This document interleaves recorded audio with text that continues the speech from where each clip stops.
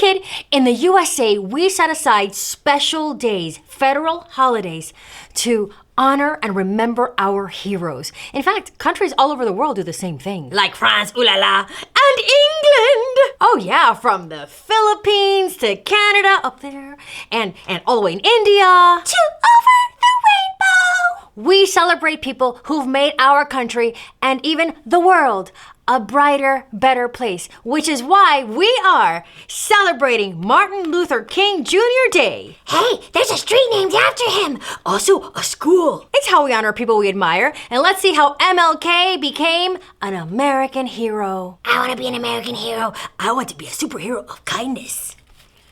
Here we go. Everything you ever needed to know about MLK and why we celebrate him. And what? We have a chapter book? We can totally handle this. Chapter 1, an American hero. Americans of many different races join hands. Together they march down the street and sing, "Come join the parade. It's Martin Luther King Jr. Day." See, in some cities they hold parades to honor this day. Martin Luther King Jr. was an important African American leader. He worked to make sure all U.S. citizens were treated equally. On the third Monday in January, Americans honor Martin Luther King Jr., and they remember a man whose courage helped change a nation. Chapter 2, Birth of a Leader. Because every hero begins first by being born and then by being a kid, just like you. Martin Luther King Jr. was born on January 15th, 1929.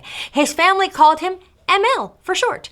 And ML lived in Atlanta, Georgia with his parents, grandparents, aunt, and older sister Christine. And then in 1930, just a year later, ML's brother Alfred was born. Now, children of different races lived in ML's neighborhood, and they all played together.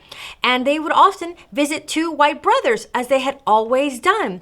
But one day, the boys said that their parents wouldn't allow them to play with black children anymore, even though they had played together for a long time. ML ran to his mother, and she said that some people didn't realize that beneath the skin, everyone was the same. Still, it was painful for ML to lose his friends this way, and he never forgot it. This part of the story makes me sad. This part of the story makes me mad. In a hero's journey, it's what he does with the sad and the mad that makes him a hero. Ooh, that sounds interesting. Chapter 3, Different Races, Different Rules. When ML was growing up, black and white Americans were not treated equally. In some cities, it was against the law for black people to go to the same places as white people. They could not attend the same schools or eat in the same restaurants. Elevators and drinking fountains had signs that read "whites only," and this was called segregation. Such treatment made ML angry, and rightfully so. He wondered if he should hate white people. Now, ML's father was a minister, and he told his son that hatred was not the answer. Reverend King taught ML that he could love others and still stand up for what he believed. And with that message, Martin's dad planted a seed that would grow into greatness in the mind and the heart of his son. If somebody did that to me or my best friend Doug, I think I would hate them. Oh, I don't know about that. That would be a lot of hate in the world, and I do not like hate. Funny you should say that. When Martin grew up, he would go on to say that you could not get rid of hatred with more hatred. Then with what? He said only love can get rid of hatred. Oh, I like that. Me too. Chapter 4, I Have a Dream. After college, ML moved to Alabama and became a minister, just like his father. He married Coretta Scott. They had 4 kids. Dr. King, as he was now called, began speaking out against segregation. Remember, the separation of people based on skin color. He led peaceful marches for civil rights or equality. He gave speeches, and here he is in a march surrounded by his supporters and the public. And you see people from all walks of life joined in on these marches and made signs asking for voting rights and to end segregation and to have good housing and fair voting. Dr. King's most famous speech was, "I have a dream. I have a dream that one day this nation will rise up and live out the true meaning of its creed.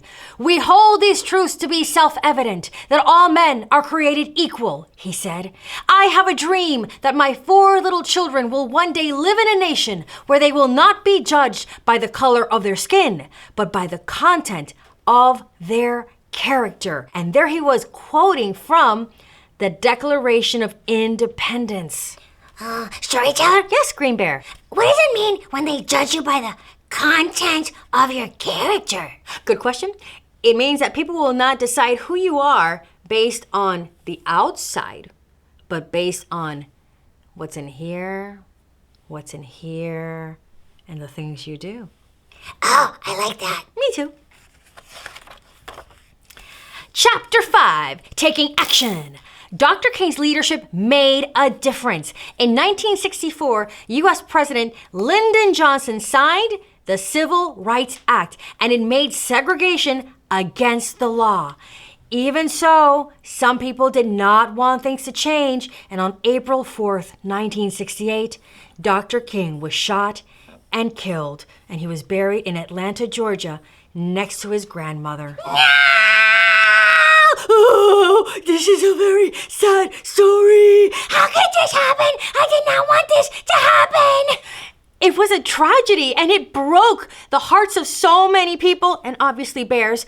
But it's almost as if Dr. King knew what was coming, because listen to the words that he left for everybody, that he said the day before he died, almost as if he was going to comfort everyone with a broken heart. And this is what he said. "I've seen the promised land. I may not get there with you, but I want you to know tonight that we, as a people, will get to the promised land." Is a promised land where they don't treat you depending on your outsides? The promised land is that where they treat you with love? Yes. In 1983, the U.S. Congress created a national holiday to honor Dr. Martin Luther King Jr., and they chose the 3rd Monday in January, so the date would fall on or really close to Dr. King's birthday, and that way we would remember him always. Chapter 6, Celebrating Civil Rights.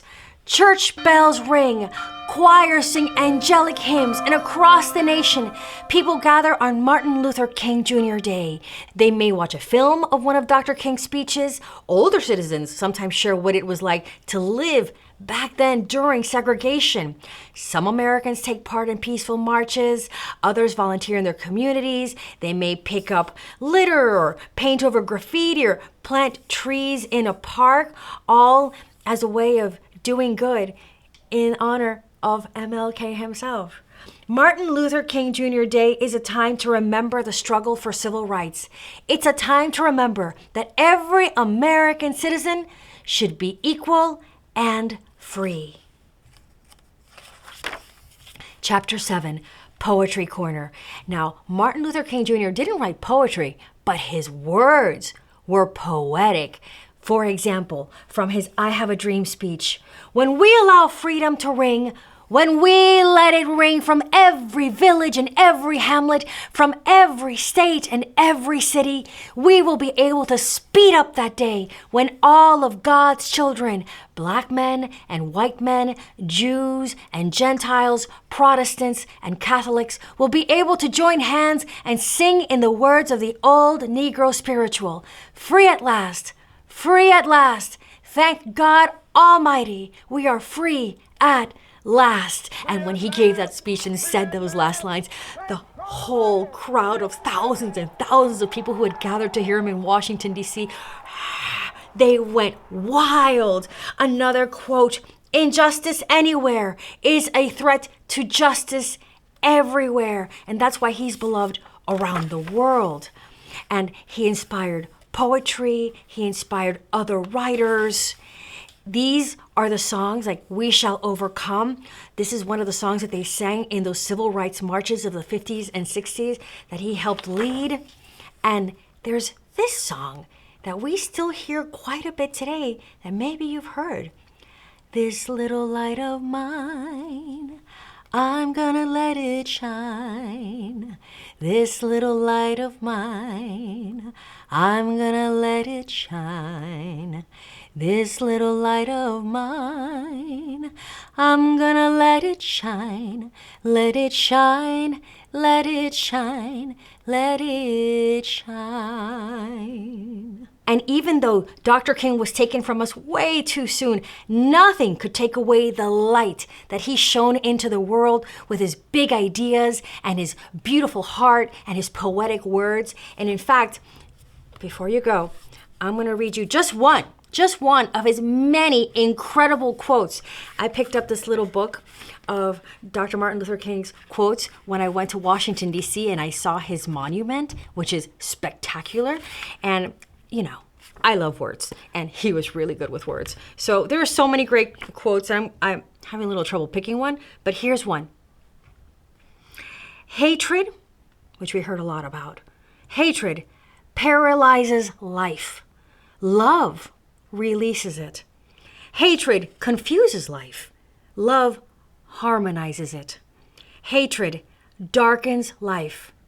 Love illuminates it. Keep shining bright, kid.